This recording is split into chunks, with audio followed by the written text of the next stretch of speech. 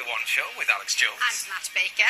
Now, sometimes our stories can be a bit mid-brow, and occasionally even low-brow. But tonight, we are going highbrow in a big way as we welcome a man of real depth. Yeah, not to mention the man with the best hair on telly.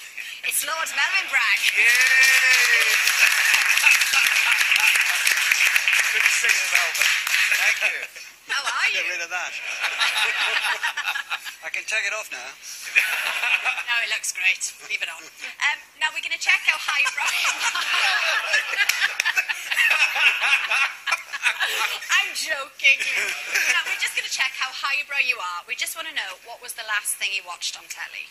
That thing I watched on telly was Chelsea against Bayern Munich, and I'm not a Chelsea fan at all, but I like our teams to win, and it's the end of a fantasy season in football. You think this last season just didn't happen with goals in the last 2 seconds and all the rest of it. So I watched that, and I was enthralled. It's like a drama with a satisfactory ending.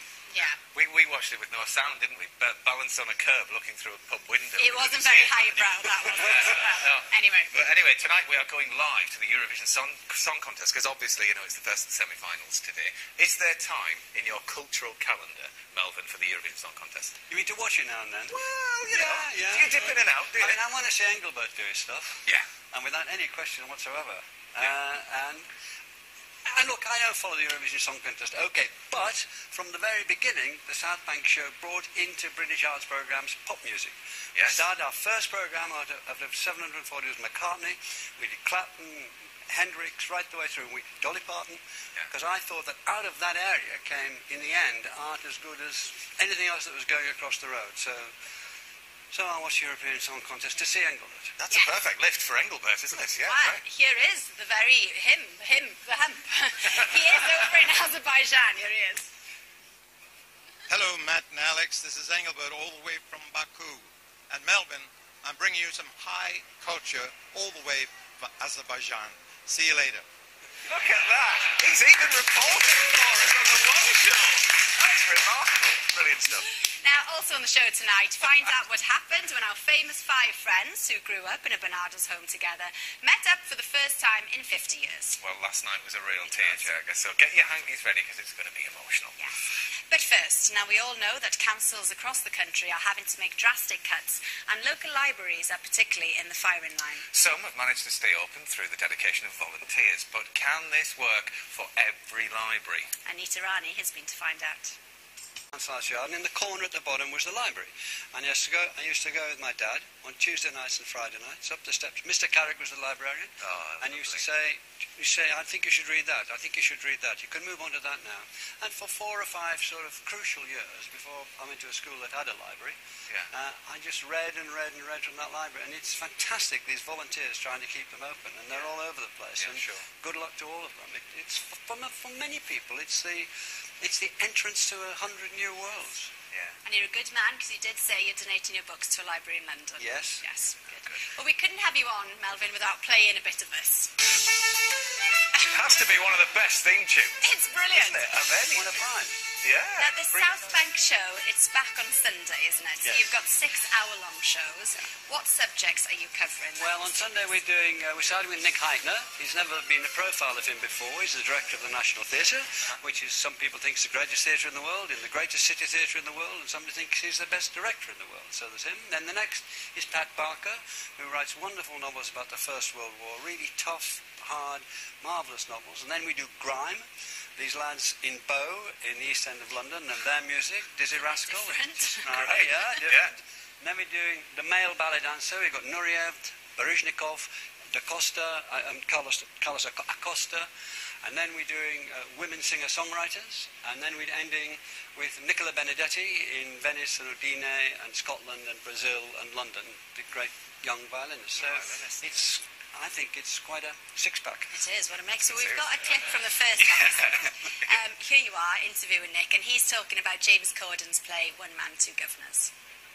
And it's the first one you say then, Melvyn. Well, James Corden is fantastically funny. Yeah. I must have seen it several times. I've seen that clip several times. He always makes me laugh. On stage, both here and in the States, because we went to cover what would happen when a very English carry-on comedy with a lot of knees up and all that went to the United Broadway, supposed to be sophisticated.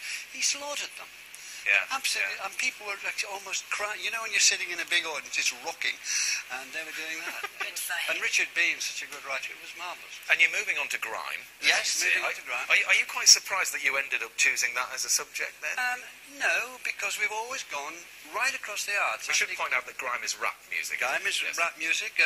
We're doing Nicola Benedetti, a great classical musician, in my view, in our series.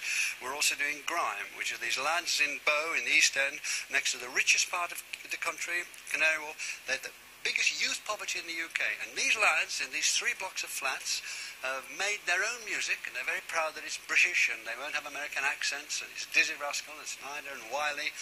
And now they're UK #1s. The story is wonderful. And did it grab you then, rap music? No, I'm not going to tell this. I mean, I like it now, but I came to it very late. It's a man called Archie Powell, who's one of the directors. If you run a programme which is as varied as mine, you can't know about everything. So you get hold of people who know about things. He knows about this, and he got these people together and persuaded them to do this.